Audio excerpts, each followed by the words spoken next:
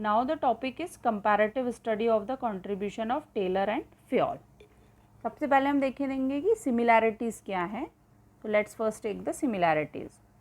Both the experts have given solutions to the managerial problems. दोनों ने ही managerial problems के सॉल्यूशंस को दिया है प्रिंसिपल्स के थ्रू। जैसा कि हमने दोनों के प्रिंसिपल्स देखे हैं और ये भी देखा है कि दोनों का जो बेस है प्रिंसिपल का वो क्या है, एक्सपीरियंस और एक्सपेरिमेंट्स हैं उनके। और मैनेजरियल प्रॉब्लम्स के सॉल्यूशन उन्होंने उन्हीं एक्सपीरियंस और एक्सपेरिमेंट्स के बेस पे दिया है।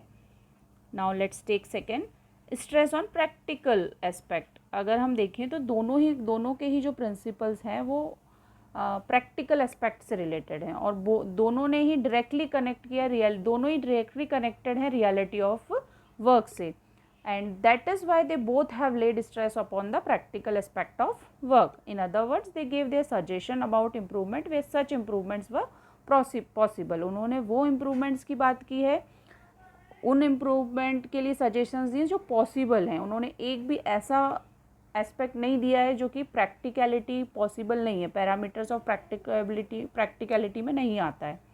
So they both stressed on the practical aspect. The last one is stress on the good industrial relations. यहाँ पे इंडस्ट्रियल के बाद द रिलेशंस मिसिंग है, so this is relations.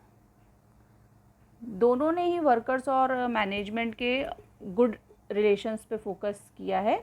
Both the experts are of the opinion that if good relations maintained, the owner and the workers are established, the organizational aim can be easily achieved. अगर दोनों के अच्छे healthy relations होंगे, good relations होंगे तो organizational जो aim है, जो achieve करना है उन्हें target, वो easily achieve हो जाएगा. So these are the three similarities. Now let's take the dissimilarities.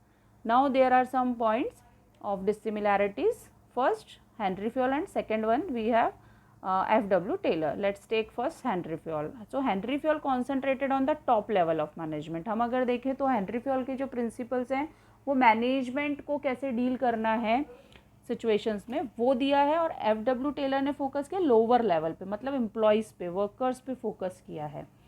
So second one is Henry Fayol said that उनके जो प्रिंसिपल्स हैं वो यूनिवर्सली एप्लीकेबल हैं, और F.W. टेलर के जो प्रिंसिपल्स हैं एप्लीकेबल टू स्पेशलाइज्ड सिचुएशन, किसी पर्टिकुलर स्पेशल सिचुएशन पे एप्लीकेबल हैं, यूनिवर्सली एप्लीकेबल नहीं है. Now Henry Fayol developed through personal experience. जो प्रिंसिपल्स हमें हेनरी फ्योल ने दिए उनके पर्सनल एक्सपीरियंसेस पे हैं, और F.W. टेलर ने जो दिए हैं वो उनके ऑब्जर्वेशंस और एक्सपेरिमेंटेशंस पे हैं. And Henry Fayol concentrated on unity of command and unity of direction, and F.W. Taylor concentrated on functional foremanship. Now last one, Henry Fayol focused on overall administration. क्योंकि हम अगर देखें तो वो मैनेजमेंट, टॉप लेवल मैनेजमेंट पे concentration है उनका, तो फोकस भी एडमिनिस्ट्रेशन पे ही हुआ. Now F.W. Taylor focused on develop techniques for improving productivity. और प्रोडक्टिविटी कौन इम्प्रूव करता है? वर्कर्स. क्योंकि ये लोअर लेवल पे F.W. टेलर के जो प्रिंसिपल है वो फोकस्ड हैं. सो that's why focused on developing techniques for improving productivity. I hope this is clear.